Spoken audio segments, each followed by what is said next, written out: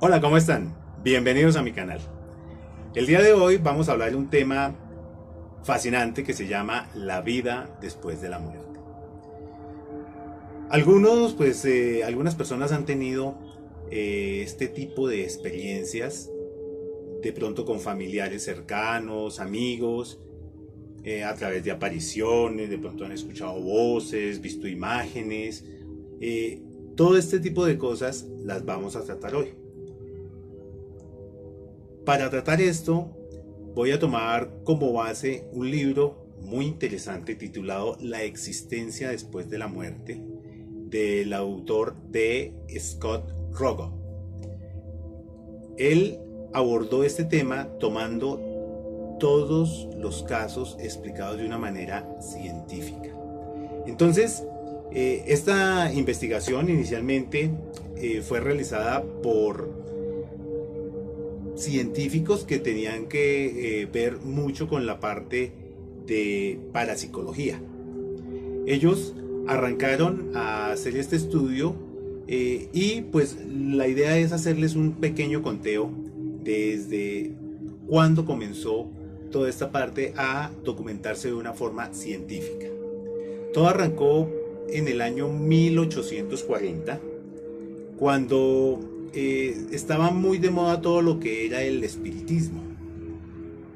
Los mediums eran los encargados de invocar los espíritus y de dar los mensajes de las personas fallecidas. Estos estudios iniciales arrojaron unos resultados interesantes. Sin embargo, pues siempre tenía contradictorios que decían que pues eso era una farsa, que era todo un escenario completamente preparado. Y pues empezó, digamos, esa investigación ya un poco más de fondo. Tanto que para el año 1852 se creó el movimiento espiritista en Inglaterra. Con este movimiento espiritista se dieron unos nuevos experimentos que procuraban que las personas que estuviesen involucradas en los experimentos contactaran personas que fuesen completamente ajenas a ellos, ¿sí? Que no fueran familiares, ni amigos, ni nada de eso, porque en los estudios iniciales se decía que pues como se conocía la vida del familiar, pues era muy fácil saber, pues digamos, ciertas cosas. Entonces ya con este grupo comenzaron a trabajar de una manera pues ya un poco más independiente, logrando pues unos resultados que pues fueron sorprendentes en su momento, ¿sí? Lograron que mesas levitaran, que se hubiese, digamos, prácticamente una posesión donde el espíritu hablaba a través del medium y pues lograra dar datos completamente interesantes que solamente esa persona que falleció lo sabía. Entonces lograron encontrar, por ejemplo, diarios, tesoros y cosas que habían tenido estas personas guardadas, y pues eso dio pues unos muy buenos resultados, porque pues tuvo mucha más credibilidad. Pero pues siempre hay escépticos, y los escépticos pues siempre decían que había algo que no les cuadraba. Entonces, ya para el año de 1882, en Estados Unidos se creó la Sociedad de Investigación Psíquica. Ellos hicieron toda una serie de lineamientos para que este tipo de investigaciones se hiciera ya, digamos, que con un carácter mucho más científico y con una metodología mucho más adecuada. Ellos empezaron a investigar también todo lo que fue la telepatía. Eso fue para el año 1890. ¿Por qué hablamos de la telepatía si estamos hablando de, digamos, la vida después de la muerte? Resulta que hay muchos espíritus o muchas entidades que se comunican con las personas, con los medios o con los familiares a través de la telepatía. Entonces, estos experimentos con la telepatía se hicieron con varios grupos de trabajo, ¿sí? Personas que tenían ese don de la telepatía, los ponían en unos cuartos separados y a transmitirse mensajes del uno al otro. Esto dio unos buenos resultados y pues los contradictores dijeron, no, aquí tenemos que ver que de pronto hay aquí algo, un acuerdo entre ellos y están hablando de unos temas muy específicos y pues no le dieron mucha credibilidad. Para lograr disipar ese tipo de dudas, lo que hicieron fue ubicar geográficamente a las dos personas en una distancia bastante grande, de manera que no tuvieran la más mínima posibilidad de comunicarse absolutamente nada, y comenzaron el experimento. Este experimento pues también dio unos buenos resultados, no decimos que al 100%, tuvo buenos resultados, que pues lograron evidenciar que había una forma diferente de comunicarse. Para 1901 se empezó a experimentar con cartas que escribían las personas que habían fallecido. A través de los mediums, estas personas empezaban a escribir una serie de cartas para sus familiares y amigos.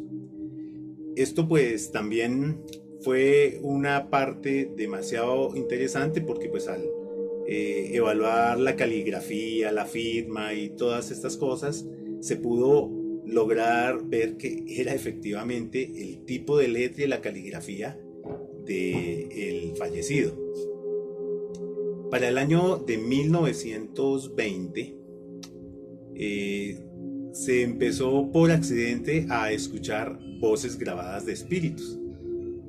¿Sí? Un científico decidió empezar a grabar los sonidos de las aves, y al escuchar lo que él había grabado, escuchó unas voces de fondo y se le hizo muy extraño.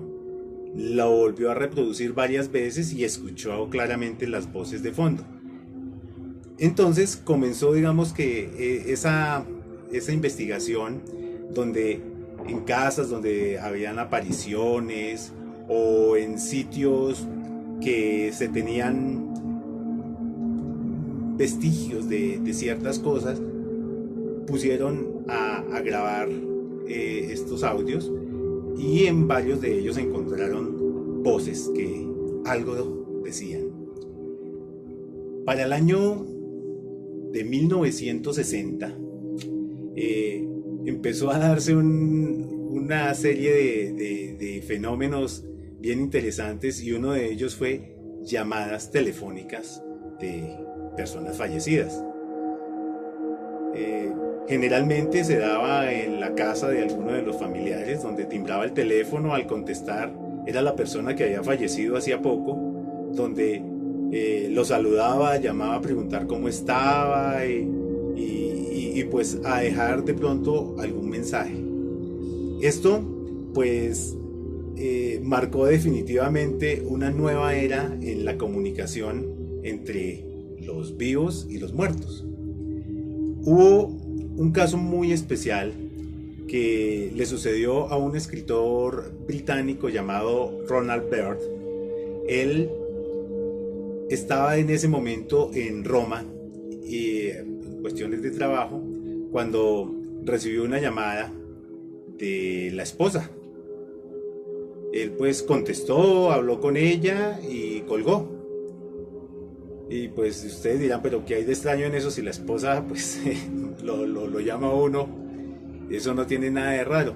Lo raro es que la señora lo llamó pocas horas después de haber fallecido. Y él pues aún no estaba enterado que ella había fallecido, pero ella lo llamó. Ahora, resulta que en el hotel llegó la llamada al conmutador. La operadora pues lo pasó a la habitación, pero extrañamente no quedó un registro de esa llamada.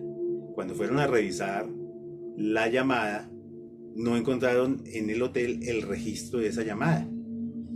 Y ha sucedido así en varias de las llamadas. No queda registro alguno en ninguno de los operadores, ni en el operador de la ciudad de donde se llamó ni a la ciudad a la cual se llamó.